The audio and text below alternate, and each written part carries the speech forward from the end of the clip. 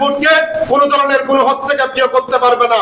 সেই নিশ্চয়তা আমরা বক্তা সাইদ ইরানের কর্মীরা এই এলাকার আমরা আছি, আমরা আপনাদেরকে নিশ্চয়তা করব।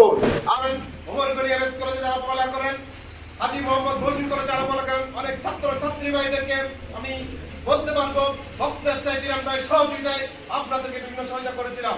আজকে সেই বক্তা সাইদ ইরান ভাইয়ের জন্য আপনাদের কাছে ভোট চেয়ে এসেছি।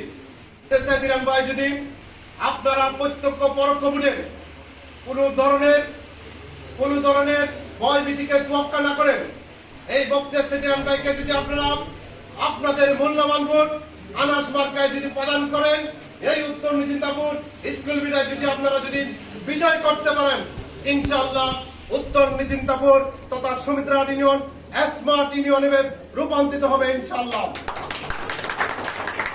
এই বক্তা সাইদ ইরান ভাই এমন একজন ছাত্রনেতা ছিল, আজকে সে ছাত্রনেতা থেকে জননেতা হয়েছিলেন।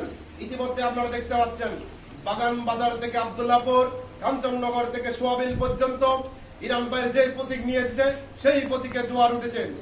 ইনশাআল্লাহ আগামী 21 তারিখ আপনাদের সকলের মুরব্বীদের ধোয়া নিয়ে, ছোট ভাইদের সহযোগিতা নিয়ে আপনাদের সকলের মূল্যবান ভোট আনাস মার্কায় প্রদান করে ভোট দিয়ে জয়যুক্ত করব সেই আশা ব্যক্ত করছি। প্রতীক মনে করেন আপনাদের মূল্যবান ভোট প্রদান শতভাগ সুষ্ঠু হবে।